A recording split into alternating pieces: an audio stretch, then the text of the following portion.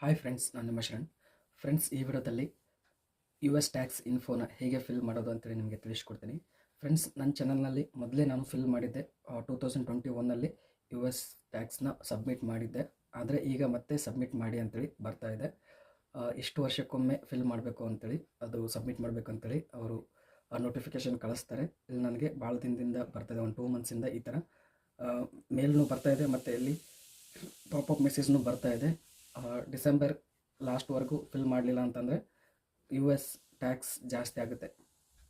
ಅಂದರೆ ಅಡ್ವರ್ಟೈಸ್ಮೆಂಟ್ಗೆ ಜಾಸ್ತಿ ಟ್ಯಾಕ್ಸ್ ಬರುತ್ತೆ ಮತ್ತು ನಿಮ್ಮ ಪೇಮೆಂಟಲ್ಲಿ ಜಾಸ್ತಿ ಕಟ್ಟಾಗುತ್ತೆ ಅಂತೇಳಿ ಹೇಳ್ತಿದ್ರೆ, ಅದಕ್ಕೋಸ್ಕರ ಈಗ ಯು ಎಸ್ ಟ್ಯಾಕ್ಸ್ನ ಫಿಲ್ ಮಾಡೋಣ. ಯಾವ ಥರ ಫಿಲ್ ಮಾಡಬೇಕು ಅಂತೇಳಿ ನಿಮಗೆ ತಿಳಿಸ್ಕೊಡ್ತೀನಿ. ಇಲ್ಲಿ ನೋಡ್ತಿದ್ರೆ ಗೋ ಟು ಪೇಮೆಂಟ್ಸ್ ಅಂತಿದೆ, ಅದನ್ನು ಕ್ಲಿಕ್ ಮಾಡ್ತೀನಿ.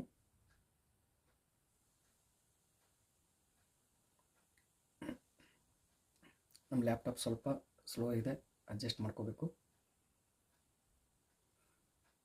ನೋಡ್ತಾ ಇದ್ರೆ your tax form expires on 31 December 2024. Google may need to withhold up to 30% of your payouts or hold payouts completely until you submit a new tax. ಅಂದರೆ ನೀವು ಇದು submit ಮಾಡೋವರೆಗೂ ನಿಮ್ಮ payment ಆಗಲ್ಲ ಅಂತೇಳಿ ಇಲ್ಲಿ ಹೇಳ್ತಾ ಇದ್ದಾರೆ. ಅದಕ್ಕೋಸ್ಕರ ನಾವು ಈಗ ಯು ಎಸ್ ಟ್ಯಾಕ್ಸ್ನ ಫಿಲ್ ಮಾಡೋಣ. ಇದಕ್ಕೆ ಡಾಕ್ಯುಮೆಂಟ್ಸ್ ಏನು ಬೇಕಾಗಲ್ಲ, ಒಂದು ಪ್ಯಾನ್ ಕಾರ್ಡ್ ನಂಬರ್ ಇದ್ದರೆ ಸಾಕು, ಅದು ಬಿಟ್ಟರೆ ಬೇರೆ ಏನೂ ಬೇಕಾಗಲ್ಲ. ಇದರಲ್ಲಿ ಹೊಸದಾಗಿ ಯು ಎಸ್ ಟ್ಯಾಕ್ಸ್ ಫಿಲ್ ಮಾಡಬೇಕಾದ್ರೂ ಏನು ಪ್ಯಾನ್ ಕಾರ್ಡ್ ನಂಬರ್ ಒಂದು ಬೇಕಾಗುತ್ತೆ, ಅದು ಬಿಟ್ಟರೆ ಮತ್ತೇನು ಬೇಕಾಗಲ್ಲ. ಅಡ್ರೆಸ್ ಬೇಕಾಗುತ್ತೆ, ಅಡ್ರೆಸ್ ಮೊದಲೇ ನೀವು ಎಂಟ್ರಿ ಮಾಡಿರ್ತೀರ ಆ್ಯಡ್ಸೆನ್ಸ್ ಕ್ರಿಯೇಟ್ ಮಾಡಬೇಕಾದ್ರೆ. ಪ್ಯಾನ್ ಕಾರ್ಡ್ ನಂಬರ್ ಒಂದು ನೆನ್ಪಿಟ್ಕೊಂಡ್ರೆ ಅಥವಾ ಎಲ್ಲಾದರೂ ಬರ್ಕೊಂಡ್ರೆ ಸಾಕು. ಈಗ ನಾವು ಸಬ್ಮಿಟ್ ಮಾಡೋಣ. ಇಲ್ಲಿ ಸಬ್ಮಿಟ್ ನ್ಯೂ ಫಾರ್ಮ್ ಅಂತಿದೆ, ಅದನ್ನು ಕ್ಲಿಕ್ ಮಾಡ್ತೀನಿ. ಈ ಥರ ಬರುತ್ತೆ. ಇಲ್ಲಿ ನೋಡ್ತಿದ್ರೆ 4th August 2021ಗೆ ನಾವು ಫಿಲ್ ಮಾಡಿದ್ವಿ, ಯು ಎಸ್ ಟ್ಯಾಕ್ಸ್ನ ಫಿಲ್ ಮಾಡಿದ್ವಿ. ಇಲ್ಲಿ ಎಕ್ಸ್ಪೈರ್ಸ್ ಆನ್ ಅಂತಿದೆ, 31 December 2024ಗೆ ಎಕ್ಸ್ಪೈರ್ ಆಗುತ್ತೆ. ಅದಕ್ಕೋಸ್ಕರ ಈಗ ನಾವು ಹೊಸದಾಗಿ ಫಿಲ್ ಮಾಡಬೇಕು. ಫ್ರೆಂಡ್ಸ್, ಇಲ್ಲಿ ಮೇಲ್ಗಡೆ ಸಿಂಗಾಪುರ್ ಟ್ಯಾಕ್ಸ್ ಅಂತಿದೆ, ಇದೇನು ಫಿಲ್ ಮಾಡೋ ಅವಶ್ಯಕತೆ ಇಲ್ಲ. ಈಗ ಯು ಎಸ್ ಟ್ಯಾಕ್ಸ್ನ ಫಿಲ್ ಮಾಡಬೇಕು. ಇಲ್ಲಿ ಸಬ್ಮಿಟ್ ನ್ಯೂ ಫಾರ್ಮ್ ಅಂತಿದೆ, ಅದನ್ನು ಕ್ಲಿಕ್ ಮಾಡ್ತೀನಿ. ಕ್ಲಿಕ್ ಮಾಡಿದಾದ್ಮೇಲೆ ಇಲ್ಲಿ ಸ್ಟಾರ್ಟ್ ನ್ಯೂ ಫಾರ್ಮ್ ಅಂತಿದೆ, ಅದನ್ನು ಕ್ಲಿಕ್ ಮಾಡಬೇಕು. ಕ್ಲಿಕ್ ಮಾಡಿದ್ಮೇಲೆ ಈ ರೀತಿ ಓಪನ್ ಆಗುತ್ತೆ. ಇಲ್ಲಿ ಕೇಳ್ತಾ ಇದೆ 15 to 20 minutes ಒಳಗಡೆ ಫಿಲ್ ಮಾಡಬೇಕು. ಮತ್ತು ಇಲ್ಲೆಲ್ಲ ಏನಾದರೂ ಓದ್ಕೋದಿತ್ತಂದರೆ ಓದ್ಕೋಬೋದು. ಅದಾದಮೇಲೆ ಸ್ಟಾರ್ಟ್ ನ್ಯೂ ಫಾರ್ಮ್ ಅಂತಿದೆ, ಅದನ್ನು ಕ್ಲಿಕ್ ಮಾಡೋಣ. ಕ್ಲಿಕ್ ಮಾಡಿದ್ರೆ ಈ ರೀತಿ ಹೊಸದಾಗಿ ಓಪನ್ ಆಗುತ್ತೆ. ಸೈನ್ ಇನ್ ಕೇಳುತ್ತೆ. ಇಲ್ಲಿ ಪಾಸ್ವರ್ಡ್ನ ಎಂಟ್ರಿ ಮಾಡಬೇಕು. ನಾನು ಪಾಸ್ವರ್ಡ್ನ ಎಂಟ್ರಿ ಮಾಡ್ತೀನಿ. ಪಾಸ್ವರ್ಡ್ ಎಂಟ್ರಿ ಮಾಡಿದ್ಮೇಲೆ ಇಲ್ಲಿ ನೆಕ್ಸ್ಟ್ ಅಂತೇಳಿ ಕ್ಲಿಕ್ ಮಾಡಬೇಕು.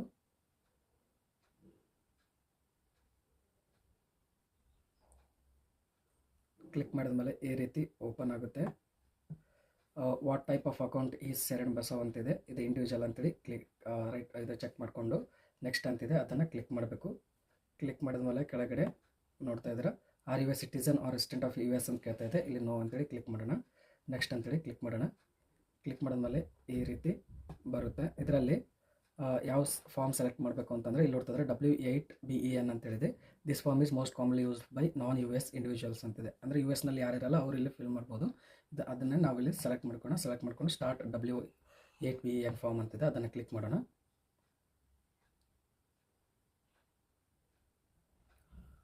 ತುಂಬ ಈಸಿ ಇದೆ ಫ್ರೆಂಡ್ಸ್, ಆದರೆ ಕೇರ್ಫುಲ್ಲಾಗಿ ಫಿಲ್ ಮಾಡಬೇಕು, ತಪ್ಪು ಮಾಡಬಾರ್ದು. ಏನೇನು ಫಿಲ್ ಮಾಡಬೇಕು ಎಲ್ಲನೂ ಇಲ್ಲಿ ಫಿಲ್ ಮಾಡೋಣ. ಇಲ್ಲಿ ಹೆಸರು ಬಂದಿದೆ ಆಗಲೇ, ಇದು DBA ಆಪ್ಷನಲ್ ಇದೆ, ಇದೇನು ಫಿಲ್ ಮಾಡೋಕ್ಕೆ ಹೋಗ್ಬಿಡಿ. ಇಲ್ಲಿ ಕಂಟ್ರಿ ಅಂತಿದೆ, ನಾವು ಕಂಟ್ರಿನ ಸೆಲೆಕ್ಟ್ ಮಾಡೋಣ. ನಾನು ನಮ್ಮ ಕಂಟ್ರಿ ಇಂಡಿಯಾ ಇದೆ, ಇಂಡಿಯಾ ಅಂತೇಳಿ ಸೆಲೆಕ್ಟ್ ಮಾಡ್ಕೊತೀನಿ.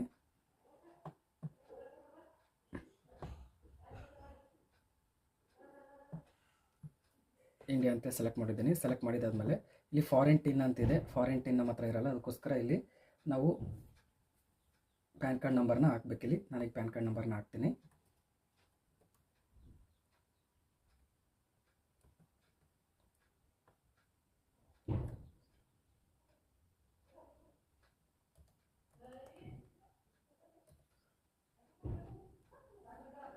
ಕರೆಕ್ಟಾಗಿ ಎಂಟ್ರಿ ಮಾಡಿದ್ಮೇಲೆ ಚೆಕ್ ಮಾಡ್ಕೊಂಡಾದ್ಮೇಲೆ ಕೆಳಗಡೆ US18 ಅಂತಿದೆ, ಅದೇನೋ ಆಪ್ಷನಲ್ಲಿದೆ, ಅದೇನು ಫಿಲ್ ಮಾಡೋ ಅವಶ್ಯಕತೆ ಇಲ್ಲ. ಈಗ ನೆಕ್ಸ್ಟ್ ಅಂತೇಳಿ ಕ್ಲಿಕ್ ಮಾಡೋಣ.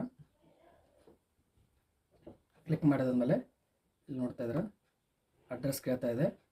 ಅಡ್ರೆಸ್ನ ಇಲ್ಲಿ ರೈಟ್ ಮಾರ್ಕ್ ಮಾಡ್ಕೊಳ್ಳಿ. ರೈಟ್ ಮಾರ್ಕ್ ಮಾಡಿಕೊಂಡು ಇಲ್ಲಿ ಅಡ್ರೆಸ್ ಕೇಳುತ್ತೆ. ಇಲ್ಲಿ ಮೊದಲೇ ನಾವು ಫಿಲ್ ಮಾಡಿರ್ತೀವಿ ಆ್ಯಡ್ಸನ್ಸ್ ಕ್ರಿಯೇಟ್ ಮಾಡಬೇಕಾದ್ರೆ ಇಲ್ಲಿ ಪಾಪಪ್ ಆಗುತ್ತೆ, ಅದನ್ನು ಕ್ಲಿಕ್ ಮಾಡಿದ್ರೆ ಆಟೋಮೆಟಿಕ್ಕಾಗಿ ಎಲ್ಲನೂ ತೊಗೊಳುತ್ತೆ. ತೊಗೊಂಡಾದ್ಮೇಲೆ ಕೆಳಗಡೆ ಈ ಥರ ಬನ್ನಿ.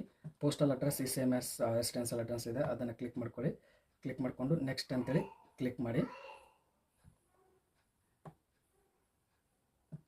ನೆಕ್ಸ್ಟ್ ಅಂತೇಳಿ ಕ್ಲಿಕ್ ಮಾಡಿ.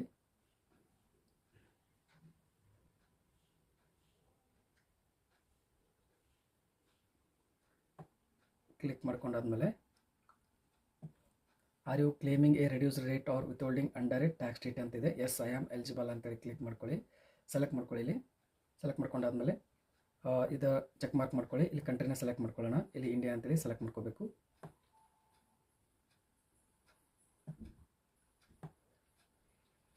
ಇಂಡಿಯಾ ಅಂತೇಳಿ ಸೆಲೆಕ್ಟ್ ಮಾಡ್ಕೋಬೇಕು. ಸೆಲೆಕ್ಟ್ ಮಾಡ್ಕೊಂಡಾದ್ಮೇಲೆ ಇಲ್ಲಿ ಇದನ್ನು ಸ್ಪೆಷಲ್ ರೇಟ್ಸ್ ಅಂತೇಳಿ ಇದನ್ನು ಸೆಲೆಕ್ಟ್ ಮಾಡ್ಕೊಳ್ಳಿ. ಸೆಲೆಕ್ಟ್ ಮಾಡ್ಕೊಂಡಾದ್ಮೇಲೆ ಇಲ್ಲಿ ಆರ್ಟಿಕಲ್ ಆ್ಯಂಡ್ ಪ್ಯಾರಾಗ್ರಾಫ್ ಇದೆ, ಇದನ್ನು ಕ್ಲಿಕ್ ಮಾಡಿದ್ರೆ ಈ ರೀತಿ ಬರುತ್ತೆ. ವಿತ್ಹೋಲ್ಡಿಂಗ್ ರೇಟ್ 15% ಅಂತೇಳಿ ಸೆಲೆಕ್ಟ್ ಮಾಡ್ಕೊಳ್ಳಿ. ಕೆಳಗಡೆ ಚೆಕ್ ಮಾರ್ಕ್ ಮಾಡ್ಕೊಳ್ಳಿ. ಹಾಗೆ ಇದನ್ನು ಚೆಕ್ ಮಾರ್ಕ್ ಮಾಡ್ಕೊಳ್ಳಿ. ಇಲ್ಲಿ ಆರ್ಟಿಕಲ್ 7 ಆ್ಯಂಡ್ ಪ್ಯಾರಾಗ್ರಾಫ್ 1 ಸೆಲೆಕ್ಟ್ ಮಾಡ್ಕೊಳ್ಳಿ. ಇಲ್ಲಿ ವಿತ್ಹೋಲ್ಡಿಂಗ್ ರೇಟ್ 0% ಅಂತ ಸೆಲೆಕ್ಟ್ ಮಾಡ್ಕೊಳ್ಳಿ. ಇದನ್ನು ಚೆಕ್ ಮಾರ್ಕ್ ಮಾಡ್ಕೊಳ್ಳಿ. ಇದು motion and pictures check mark ಮಾಡ್ಕೊಳ್ಳಿ. ಇಲ್ಲಿ ಆರ್ಟಿಕಲ್ ಇದು ಸೆಲೆಕ್ಟ್ ಮಾಡ್ಕೊಳ್ಳಿ. ವಿತ್ಹೋಲ್ಡ್ ರೇಟ್ 15% ಸೆಲೆಕ್ಟ್ ಮಾಡ್ಕೊಳ್ಳಿ. ಇಲ್ಲಿ ನೋಡ್ತಾರೆ ಇದು ಚೆಕ್ ಮಾರ್ಕ್ ಮಾಡ್ಕೊಳ್ಳಿ. ಚೆಕ್ ಮಾರ್ಕ್ ಮಾಡಿಕೊಂಡು ಇಲ್ಲಿ ನೆಕ್ಸ್ಟ್ ಅಂತ ಕ್ಲಿಕ್ ಮಾಡಿ ಫ್ರೆಂಡ್ಸ್.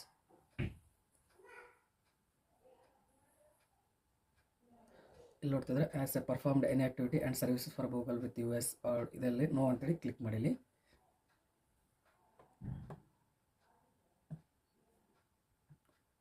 ನೋ ಅಂತ ಕ್ಲಿಕ್ ಮಾಡ್ಕೊಳ್ಳಿ. ಇದು ರೈಟ್ ಚೆಕ್ ಮಾರ್ಕ್ ಮಾಡಿಕೊಂಡು ನೆಕ್ಸ್ಟ್ ಅಂತೇಳಿ ಕ್ಲಿಕ್ ಮಾಡಿ. ಕ್ಲಿಕ್ ಮಾಡಿದ್ಮೇಲೆ ಇಲ್ಲಿ ಗೋ ಪೇಪರ್ಲೆಸ್ ಅಂತಿದೆಯಲ್ಲ, ಇಲ್ಲಿ ಐ ಅಕ್ಸೆಪ್ಟ್ ಪೇಪರ್ಲೆಸ್ ಅಂತೇಳಿ ಕ್ಲಿಕ್ ಮಾಡ್ಕೊಳ್ಳಿ. ಇಲ್ಲೇನು ಮಾಡೋಕ್ಕೆ ಹೋಗ್ಬೇಡಿ. ಇಲ್ಲಿ ನೋಡ್ತಿದ್ರೆ ಇಲ್ಲಿ ನೆಕ್ಸ್ಟ್ ಅಂತೇಳಿ ಕ್ಲಿಕ್ ಮಾಡಿ. ಕ್ಲಿಕ್ ಮಾಡಿದ್ಮೇಲೆ ಇಲ್ಲೆಲ್ಲ ಫಾರ್ಮ್ ಫಿಲಪ್ ಮಾಡಿದ್ದು ಬರುತ್ತೆ. ಇದೆಲ್ಲ ಫಾರ್ಮ್ಸ್ ಎಲ್ಲ ಬರುತ್ತೆ, PDF ಫಾರ್ಮಲ್ಲಿ ಇರುತ್ತೆ, PDF ಫಾರ್ಮೆಟಲ್ಲಿ ಇರುತ್ತೆ. ಅದನ್ನು ನೋಡ್ಕೋಬೇಕಾದ್ರೆ ಇಲ್ಲಿ ಚೆಕ್ ಮಾರ್ಕ್ ಮಾಡಿಕೊಂಡು ನೆಕ್ಸ್ಟ್ ಅಂತೇಳಿ ಕ್ಲಿಕ್ ಮಾಡಿ. ಫ್ರೆಂಡ್ಸ್ ಇಲ್ಲಿ 7 ನಂಬರ್ ಅಂತಿದೆಯಲ್ಲ, ಇಲ್ಲಿ ಸರ್ಟಿಫೈ ಆ್ಯಂಡ್ ಸೈನ್ ಅಂತಿಲ್ಲ, ಇಲ್ಲಿ ಚೆಕ್ ಮಾರ್ಕ್ ಮಾಡ್ಕೊಳ್ಳಿ. ಮಾಡ್ಕೊಂಡಾದ್ಮೇಲೆ ಇಲ್ಲಿ ನೋಡ್ತಾಯಿದ್ರೆ ಇಲ್ಲಿ ಅನ್ಚೇಂಜ್ಡ್ ಸ್ಟೇಟಸ್ ಆಫ್ ಇಲ್ಲಿ ಮಾಡೋಕ್ಕೆ ಹೋಗ್ಬೇಡಿ. ಇಲ್ಲಿ ಅಷ್ಟೇ ಖಾಲಿ ಬಿಡಿ. ಖಾಲಿ ಬಿಟ್ಟಾದ್ಮೇಲೆ ಇಲ್ಲಿ ನೋಡ್ತಾಯಿದ್ರೆ ಯುವರ್ ಸಿಗ್ನೇಚರ್ ಅಂತಿದೆ. Yes I am the beneficiary owner ಅಂತೇಳಿ ಇಲ್ಲಿ ಸೆಲೆಕ್ಟ್ ಮಾಡ್ಕೊಳ್ಳಿ. ಸೆಲೆಕ್ಟ್ ಮಾಡ್ಕೊಂಡಾದ್ಮೇಲೆ ಇಲ್ಲಿ ಚೆಕ್ ಮಾರ್ಕ್ ಮಾಡ್ಕೊಂಡಾದ್ಮೇಲೆ ಇಲ್ಲಿ ಎಲ್ಲ ಸೈನ್ ಎಲ್ಲ ಬರುತ್ತೆ, ಇಲ್ಲಿ ಹೆಸರು ಬರುತ್ತೆ. ಇಲ್ಲಿ ಸಬ್ಮಿಟ್ ಅಂತ ಇದೆ, ಇದನ್ನು ಕ್ಲಿಕ್ ಮಾಡಿ ಫ್ರೆಂಡ್ಸ್. ಸ್ವಲ್ಪ ಪ್ರೊಸೆಸ್ ಆಗುತ್ತೆ, ಸ್ವಲ್ಪ ಟೈಮ್ ತೊಗೊಳುತ್ತೆ. ನೋಡೋಣ ಅಪ್ರೂವ್ಡ್ ಅಂತೇಳಿ ಬರುತ್ತೋ ಇಲ್ವೋ, ಮತ್ತು ಸ್ವಲ್ಪ ಟೈಮ್ ತೊಗೊಳುತ್ತೋ ಏನು ನೋಡೋಣ ಇದರಲ್ಲಿ ಏನಾಗುತ್ತೆ ಅಂತೇಳಿ. ಸಬ್ಮಿಟ್ ಡಾಕ್ಯುಮೆಂಟ್ ಅಂತೇಳಿ ಕೇಳ್ತಾ ಇದರಲ್ಲಿ ಡಾಕ್ಯುಮೆಂಟ್ನ ಸಬ್ಮಿಟ್ ಮಾಡಬೇಕು ಅಂತೇಳಿ ಕೇಳ್ತಾ ಇದೆ. ನೋಡೋಣ ಡಾಕ್ಯುಮೆಂಟ್ ಒಂದು ಸಬ್ಮಿಟ್ ಮಾಡಬೇಕು. ಇದರಲ್ಲಿ ಒಂದೊಂದು ಬಾರಿ ಕೇಳಲ್ಲ, ಒಂದೊಂದು ಬಾರಿ ಕೇಳುತ್ತೆ. ನೋಡೋಣ ಫ್ರೆಂಡ್ಸ್, ಇದರಲ್ಲಿ ಇಷ್ಟು ಡಾಕ್ಯುಮೆಂಟ್ಸ್ನ ಕೇಳ್ತಾ ಇದೆ. ಇದರಲ್ಲಿ ಯಾವುದಾದ್ರೂ ಒಂದು ನಾವು ಅಪ್ಲೋಡ್ ಮಾಡಬೇಕು. ಇದರಲ್ಲಿ ನೋಡ್ತಿದ್ರೆ drive licence, passport, tax pay certificate, other government ID, residence certificate, voter ID, national ID, arm force ID, bank ID ಇಷ್ಟೆಲ್ಲ ಕೇಳ್ತಾ ಇದೆ. ಇದರಲ್ಲಿ ಯಾವುದಾದ್ರೂ ಒಂದು ಅಪ್ಲೋಡ್ ಮಾಡಬೇಕು. ನಾನೀಗ ಪ್ಯಾನ್ ಕಾರ್ಡ್ನ ಅಪ್ಲೋಡ್ ಮಾಡ್ತೀನಿ. ನೋಡೋಣ ಇದು ತೊಗೊಳುತ್ತೋ ಇಲ್ವೋ ಅಂತ, ಎಕ್ಸೆಪ್ಟ್ ಮಾಡುತ್ತೋ ಇಲ್ಲ ಅಂತೇಳಿ ನೋಡೋಣ ಇದರಲ್ಲಿ.